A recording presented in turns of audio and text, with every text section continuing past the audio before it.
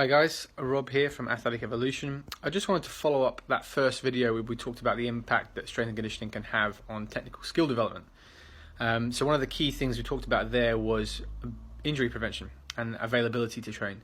So within injury prevention, there's a couple of things that I kind of wanted to touch on. So first of all, we can never completely eradicate injuries. There's always an inherent risk in a sport performance, particularly if that's a contact sport or a combat sport, or if there's just other human beings involved, because there's factors that we can't account for. However, we can mitigate a number of risks involved in sport performance or sports training. So a big part of that is movement competency or movement quality. So how well our athletes move, particularly in fundamental movements or in their sporting actions, etc. Now, there's a number of reasons why they might differ. So maybe it's mobility of certain tissues or joints, maybe it's motor learning. There's a number of factors that could influence that, asymmetries left to right, etc.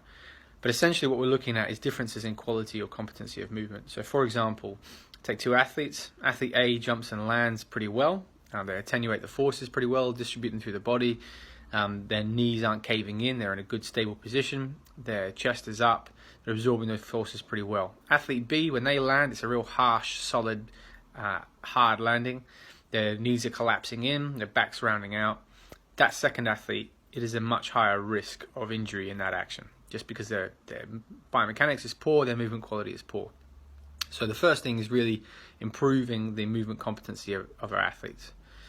The second part to that is then fatigue resistance. So it's all good and well being able to move well in the first rep of a set, or the first 5 minutes of your rugby match, or your football match, or your 5K run, for example. It's another thing being able to maintain that quality in the last 5 minutes, the last rep, etc. So what we need to do is clean up our athletes' movement from a movement quality and competency point of view, but then also give them the robustness to be able to still produce a high enough quality of movement under fatigue. So in the closing minutes of that performance, whether it's a run, whether it's a team sport, whether it's whatever, we still need to have a good movement competency and movement quality at the end of our performance.